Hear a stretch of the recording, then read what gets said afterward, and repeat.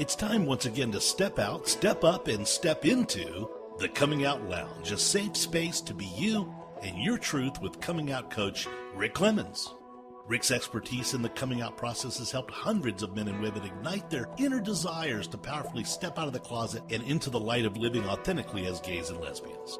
Freeing you from the feelings of guilt or shame, Rick offers take-action tips for basking in the glow of self-love, easy-to-implement tools for wrapping yourself up in the warm embrace of self-acceptance, and take-it-to-the-bank advice on how to step courageously into a powerful, purpose-filled life on the other side of the closet doors. Each week, the Coming Out Lounge brings you heartwarming coming out stories, insights for living authentically as a gay or lesbian, and challenges you to step out of the ordinary and into your extraordinary life. Pull up a chair, cuddle up with the truth of who you've always been, and let's spend an hour in the Coming Out Lounge discovering how to energetically step out, step up, and step into living your truth. Here's the host of your show, Coming Out Coach Rick.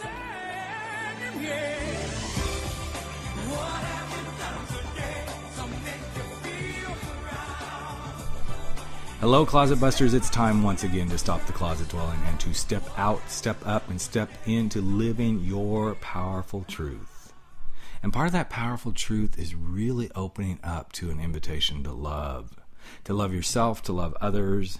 Because you see, coming out is kind of a challenging place where we're asked to move beyond our fear and our pain and our resentments. It's also that place where we can make some chess moves, so to speak, towards forgiving ourselves and others, so that we can actually move forward into the intended place of being exactly who we're meant to be, just as we are in this world.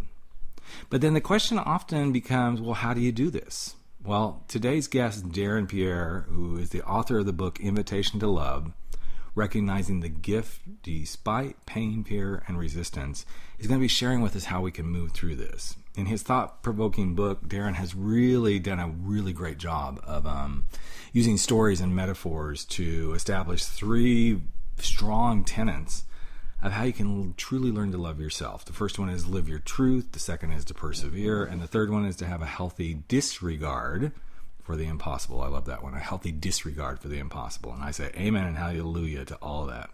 So Darren has basically stepped beyond his rural roots of North Carolina and become a fixture in the higher education community. He's not only got his master's, he's got his PhD, and he's also found who he truly is, himself as a man. Ready to invite others to partake in love in the same way that he's done so that they can find their truest self and live their most wonderful, authentic lives. Welcome to the show, Darren Pierre. Thank you, Rick, for that warm introduction. I feel like I should have recorded myself so I can play it back when I'm not feeling that way about myself. Well, you'll have it very soon. We'll be, saving this up and putting this out very soon, so you'll have your own personal copy of it. But I wanted to say, man, I'm really excited to have you here, and I have been flipping through the pages of your book for the last week or so, trying to read as much as I could, and a lot of it has really moved me. It's just been really moving to read some of those beautiful words that you put together in the pages of the book. So what was the inspiration for the book? Well, I have read this amazing work called A Course in Miracles, and it's quoted often by Marianne Williamson and others, and Jordan Bach, who's a really great thought-provoking spiritual leader who identifies as gay, also quotes it.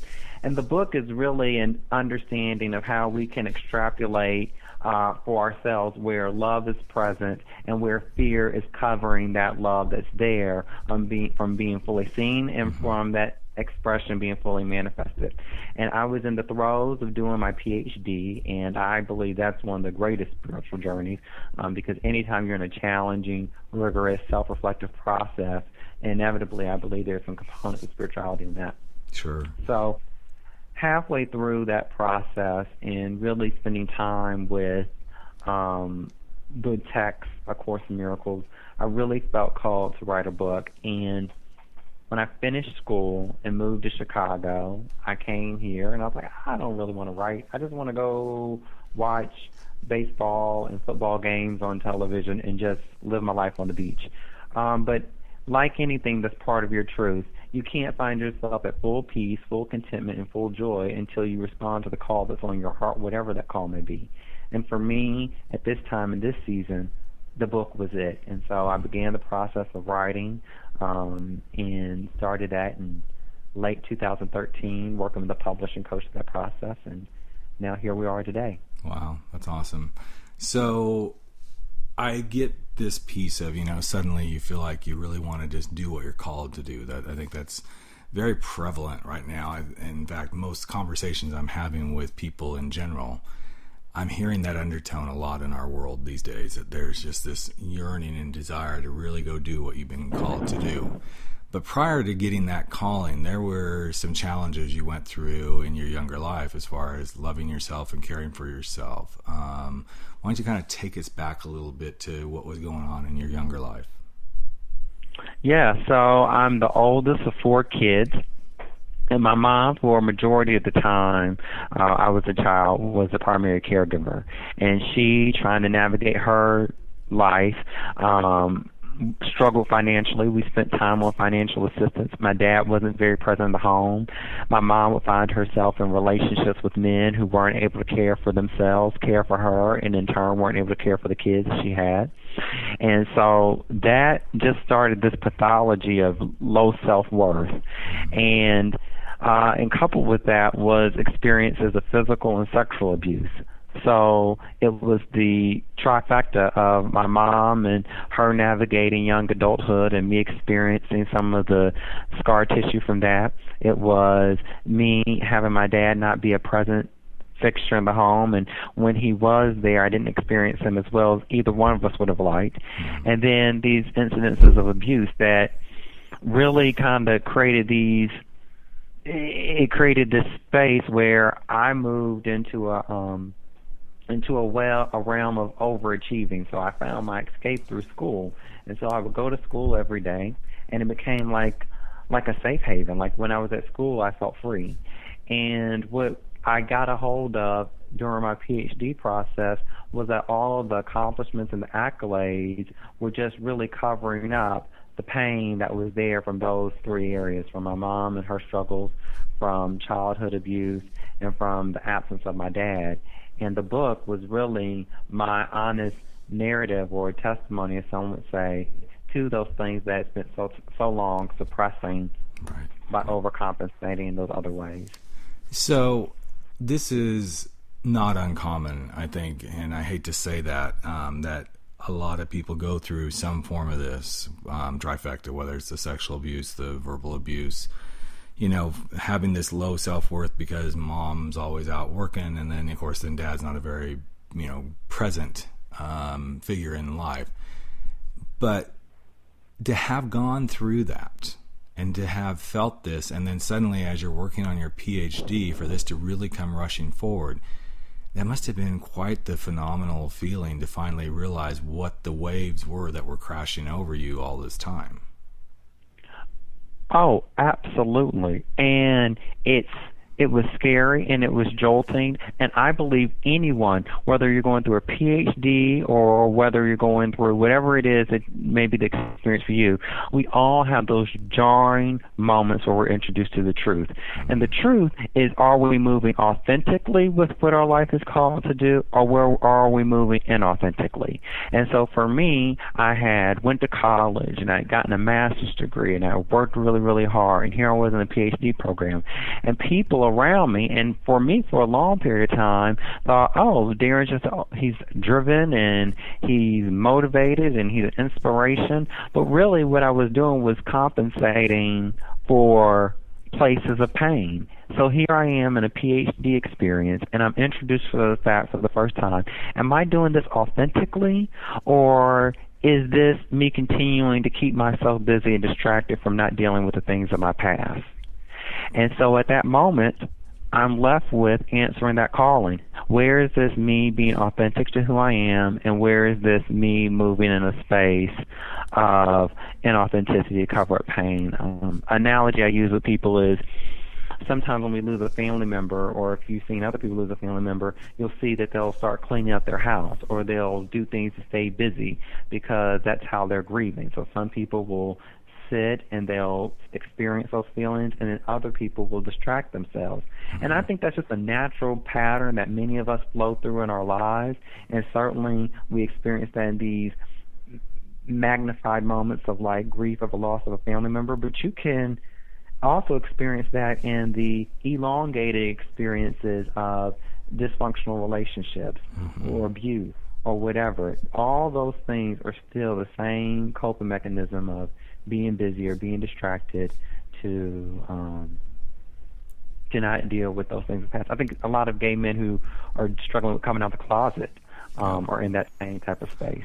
Yes, I would agree 100%. In fact, it's very prevalent, especially in gay men. And I don't want to, set aside our lesbian sisters or our bisexual or transgender brothers and sisters, because I know for each person it's a different experience. But I think this piece that you brought up, that much of what we try to hide behind or put in front of us to keep from dealing with things from our past are actually the things that can often be very self-deprecating, even though in the moment we don't really see it that way. We may be out having a good time at a bar, drinking, this becomes our pattern and everything, but what we don't realize is that is actually the thing that we are using as a coping mechanism to keep from facing some of the truths of sexual abuse or absentee parents or whatever it may be.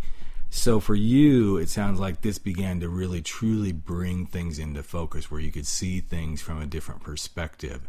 I'm curious, how did that begin to impact your life as the focus became clearer? The focus to write the book, or the focus Well, just focus in life in general. I mean, you're starting to have these epiphanies, so to speak, of, okay, wow, I know there's something more here and I want this book to get written. And as you started to write the book and you started to see the words flow, what started to happen for you personally? Well, it was a scary and it was a jarring process. And I really believe that you can't talk to people about the village if you never resided in the village yourself. And so here I was writing a book with these 3 tenets: living your truth, persevere, and have a healthy disregard for the impossible. And the process of writing that book was all of that. Living in my truth of saying, there's a story that I need to tell. And not everyone will be supportive of it. There'll be many people who are, but there'll be some people who are not. And not for any other reason than it is confronting for them in their own truth. It's a tangential piece. I love what is happening in the conversation with Caitlyn Jenner right now, because what she is doing is she is giving everyone the greatest invitation to find the courage to live their truth. And some people are going to be able to celebrate that, and some people will go to the high hills away from it, because what it does is it makes them be confronted about things they haven't come up with in their own lives. And that's exactly what I experienced with this book. Before I started the process of writing the book, there were many people who were able to celebrate the things that I was doing, because they were like, oh, yes, follow your dreams.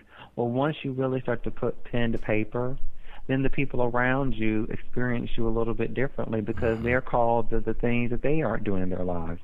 And so living in your truth is a lonely process, and it can sometimes be painful. And the process of writing this book, at many moments, were some of the loneliest moments that I've ever known. And they were some of the hardest moments that I've ever known. But they were the necessary moments that put me to a place of really understanding what it is I need to do to love myself. And I believe this book is a clear physical manifestation of that. Mm-hmm. Well, and this piece that you just shared, that you can't talk about the village unless you lived in the village, as soon as you said that, I'm like, okay, that's like an Oprah tweetable moment right there. But it's so true. It's one of those pieces where, as much as we may feel that, okay, we're ready, we're going to come out of the closet, we're going to be who we are, we have to realize that there are pieces of ourself that, until we've allowed them to be who we are in ourselves, that no matter when that doorway opens and we walk through it, we're still going to have pieces of ourselves we have to go live with. There's pieces of ourselves that we may have hidden through the coming out process by saying, oh no, I'm heterosexual, I'm, I can date regular, heteronormative stuff, all that stuff starts to show up. Yet what I've found as I've worked with clients on the other side of the closet door is, many times once the door has been open and they walk through, the bigger challenge really begins then. It's because there's other stuff that's going to show up that they haven't necessarily come to terms with. Maybe it is the loss of a parent. Maybe it is the absentee parent that wasn't around. It could be, the sexual abuse or the physical abuse or the mental abuse. Any of those things can show up. What I often find, though, is when we take this step and we walk through the doorway, we also invite ourselves to open up a lot of other stuff that is sitting there so that we can truly begin the healing process. And I'm wondering how that may have manifested for you as you opened the doorway and you started to write this book. There must have been numerous healing moments for you along the way. Absolutely. Rick, absolutely. There were so many moments along the way. First, there was the introduction to the reality that living in your truth is a difficult process, and even when you do it, it's not going to always be easy on the other side. You know, a lot of people say, I'd love to be a millionaire, but if you ask most millionaires if their life is easy, they will tell you it is not. The bigger the expression, the bigger the challenges on the other side. I mean, everything that you're going through is preparing you for what you asked for. That's from Ibram Hicks, and I totally agree with that. And there was healing in that. There was healing in the recognition that just because you're doing the right thing doesn't mean it's going to be easy. To the contrary, if you're doing what is right, it probably won't be easy. If you want to live a comfortable life where you're not fully expressed in your closet, it may be very easy for you. But to live out who you are in that full place of liberation is not going to be easy. The other piece of healing for me with the book was the understanding that some things are so universal. Some things of love, of fear, of joy, of pain, they are universal. I have heard from people from all walks of life, different races, different religious backgrounds, various sexual orientation, various gender expression, who've all connected with the book in different ways. And that's a beautiful thing because there's healing for me in the interconnectedness of our own narratives. We're all wondering, am I enough? And am I okay? Well, I think you just brought up something really important. I don't want to lose it. It is that interconnectedness to ourselves that will catapult us forward in this journey.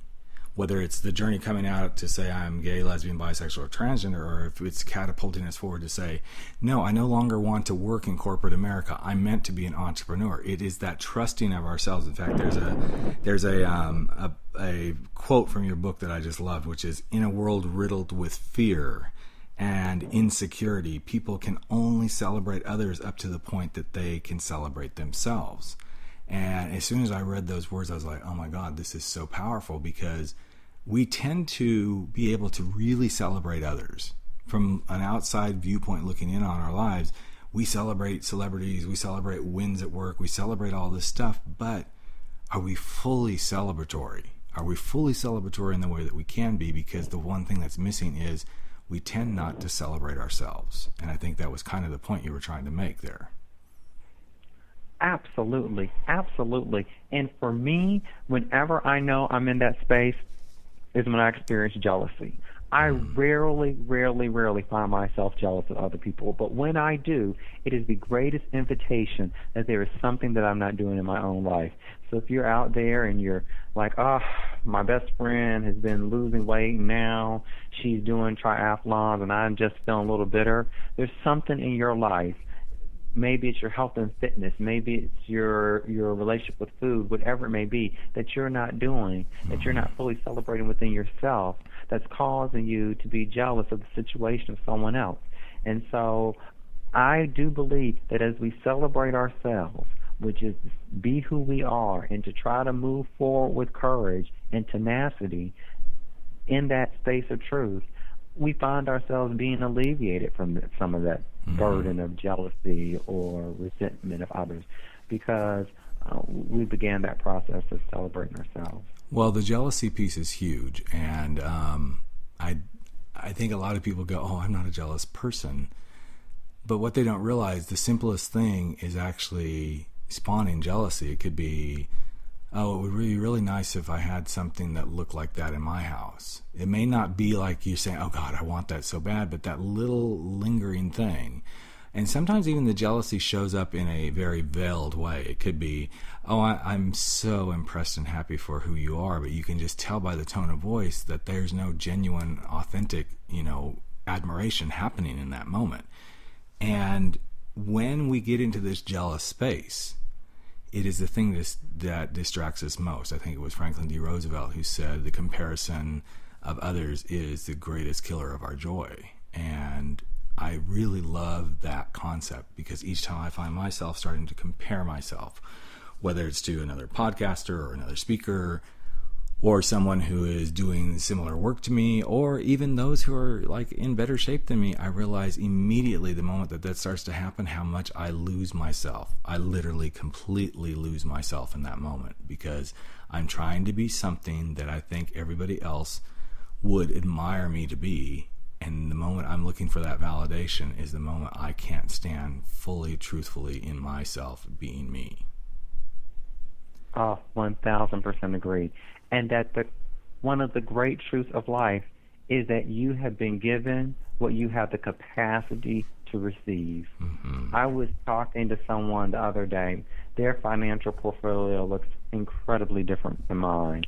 Incredibly different. I was like, wow, that's a level of wealth I don't know. And they were telling me a story about a recent impasse that they had had with a close friend. And this has been a friend for years. And I was just so taken aback. I was like, oh, my goodness, like that is really, really difficult. And it was about money. Mm-hmm. It was about money. And I was thinking, I don't know how I would be able to deal with this. As he was telling me the story, I was like, I don't know how I'd be able to deal with this. Right. And at that moment, I said, and that's why I don't have to deal with that at this time. That is why he has zeros that I don't have. Because at this point in my life, I don't feel like I have the capacity to respond well to that level of conversation. Mm-hmm. And I think what you just brought up is very similar in the coming out process, that we are only given what we can handle and what we can truly deal with. And I know for many people, the challenge comes from being able to be yourself, and then you may get thrown out of your home. The challenge may come from you, like me. I came out late in life, and so the real challenge was, will I ever be able to have a relationship with my children, or will I ever have what some aspect of the relationship I had with my ex-wife? So each of these things are given to us in the capacity that we can actually receive, and I truly believe that we can handle. And oftentimes I think we miss this piece. And if I was going to share anything, today from what we've been talking about, is realize as you're coming through these doorways, whether it's coming out because of your sexual orientation or coming out because of some other thing in life, maybe it's divorce, or coming out as a single parent, or coming out as, I want to be a musical star on the Broadway stage and I'm going to leave my corporate life. No matter what it is that you're coming out of, it is those moments where you give yourself full permission to realize, as you ask for what you desire, you'll be receiving exactly in the capacity that you can handle. And I think a lot of people miss that, and I think it's a very important piece to cover. So there's another excerpt from your book that I really love, and I'm just curious what spawned this one, and I'm sure there's many of them in there for you, but one of the ones that I read was, if I can't keep my word to myself, how will I ever be able to keep my word consistently with you? And I read that and I thought, okay, wow, that one is pretty powerful. So something obviously brought that forward. Was it an incident, a particular situation that brought that statement forward? Yes, there was. There was. I was with a family member, and she had borrowed some money from another family member of ours. And she had said she said she's going to pay the family member back at a specified time frame, and she didn't pay them back. And the disappointment that family member had, and my mom not keeping her word, because this other family member of mine was in a space where they had often experienced mistrust and distrust. And so for this other person not to keep their word was just an exacerbation of what was already there for them. Right. And so I just got a hold of, well, I understand how she didn't keep her word with you and paying you back, because she doesn't keep her word with herself. Mm-hmm. She had for years been talking about what she wanted to do differently with her finances and what she should be doing, but she had never made the words into committable deeds. And she had said for years about other things in her life that she hadn't made movement on. Mm-hmm. And what I got a hold of is, if she or me or you or anyone else, if we can't keep our words with ourselves, how will I ever be to keep my word with you? And for us, for people who are on the receiving end of someone's inconsistent behavior, look at their life. That friend who every week they're on a no-fab diet, like, oh, this week they've decided they're going to do this, then the next week they've decided to do this, and next week they're going to decide to do this. Okay, well, you can clearly see that they're not keeping their word consistently because they made a commitment last week that they were going to, go on the Atkins diet. Then they quit that to do something new. When people can't keep their word consistently with themselves, then that gives you a clear indication of their ability to hold that word consistently with you. And what is powerful for those of us who are inconsistent in our words, when we get a hold of that inconsistency and we begin to change it, then we have the power to manifest what is there for us. But life can't give you what's there for you because you're too busy vacillating on who you are and what you're about in the world. Like, life can't give you the powerful, healthy human being you want to be if you can't consistently keep your commitment with yourself. So there's something on the other side of this current hurdle that you are not manifesting because you're inconsistent in the practice of keeping your word with yourself. Powerful. In fact, as you were talking, I was thinking, one of the most consistent things that we can do, and ironically, of course, it's in the title of your book, but as we come through the closet doors, amongst all those that will embrace us, in the midst of all those who will turn their backs on us, the most consistent thing I believe we can do is love and care for ourselves. Because the more we can do that, if everything else were to fall apart, as long as we loved ourselves and cared for ourselves, that's all we really need. Now, I know some would argue, but no, I need friends and all that. I agree. I get that piece of that. But at the end of the day, if none of that was available to you, as long as you had a steady, strong, loving, caring relationship with yourself, you would be amazed at how different things would sound and how different things would be for you as someone who is coming through some very big doorways to try to be more truthfully who you are in your most purposeful self. So I got one last question for you. Go ahead. No, go ahead, Darren. Go ahead. I was just going to say I 1,000% agree. And in addition to that, I would say that there are so many times where we want to lecture people and preach to people about what they should be doing in their lives, but we don't hold the mirror up to our own. And the most effective teacher to other people is the practice you put in place for yourself.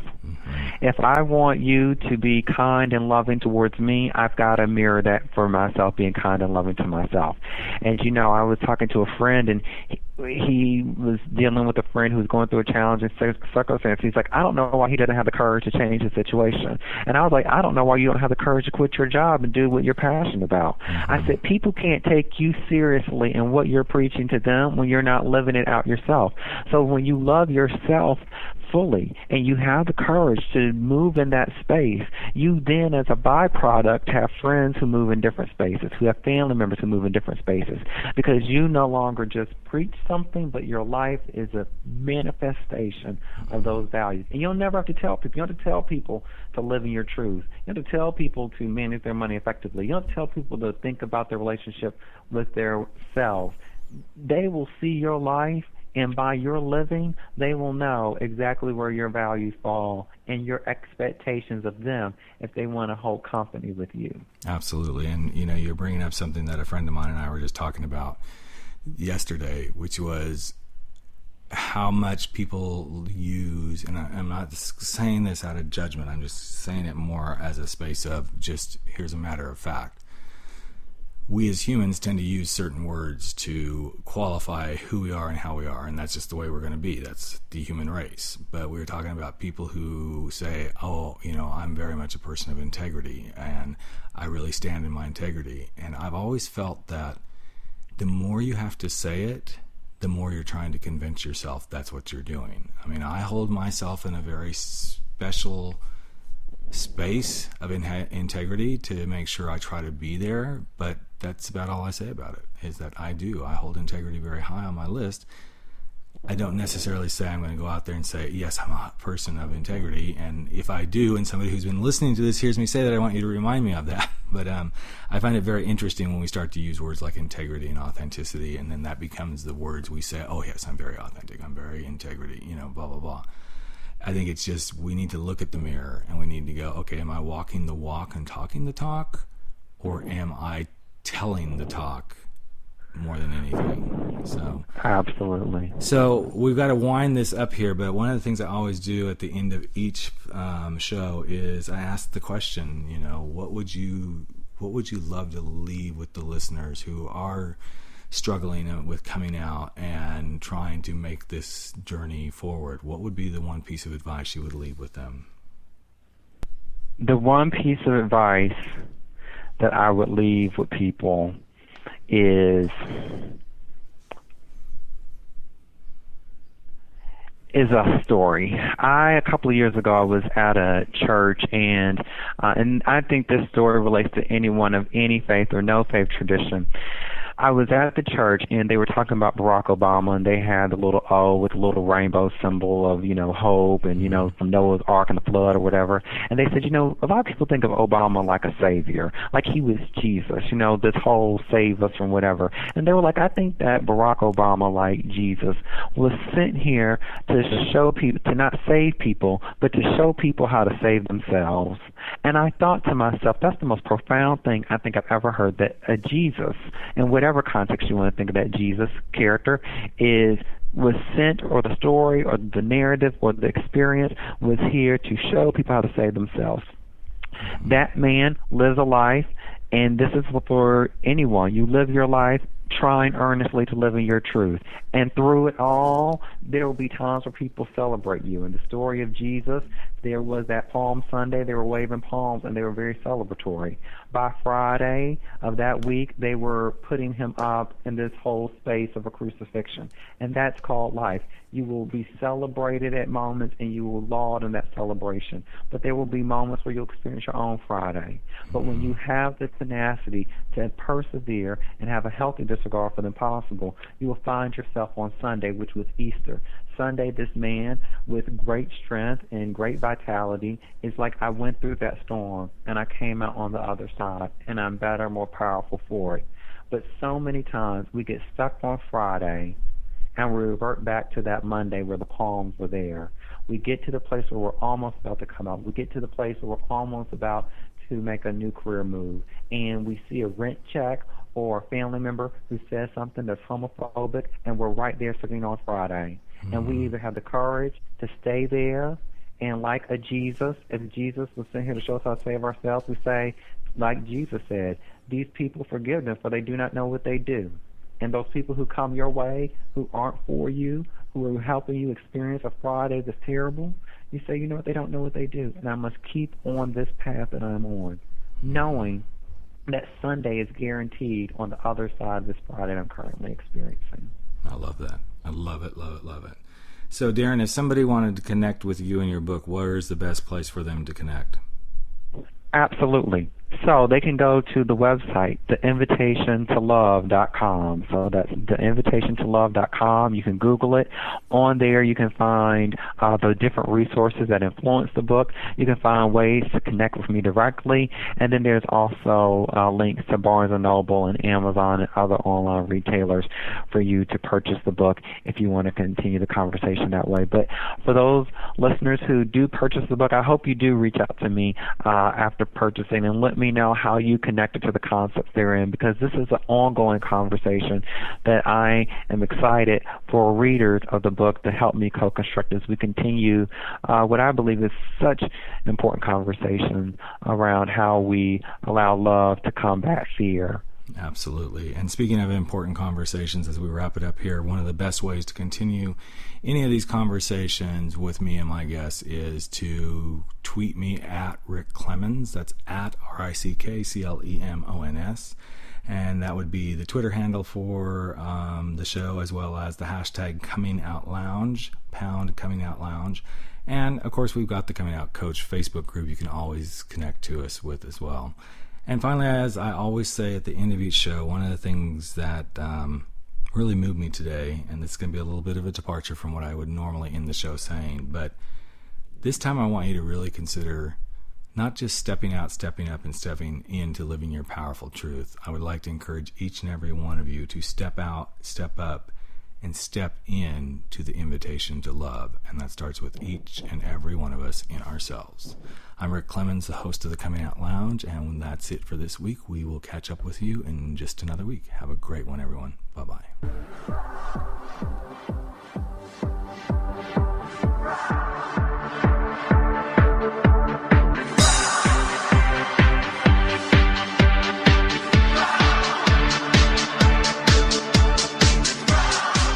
Thank you for joining us today with the Coming Out Lounge with your host, Rick Clemens. Make sure you tune in with us next week, same time, same place, for the Coming Out Lounge.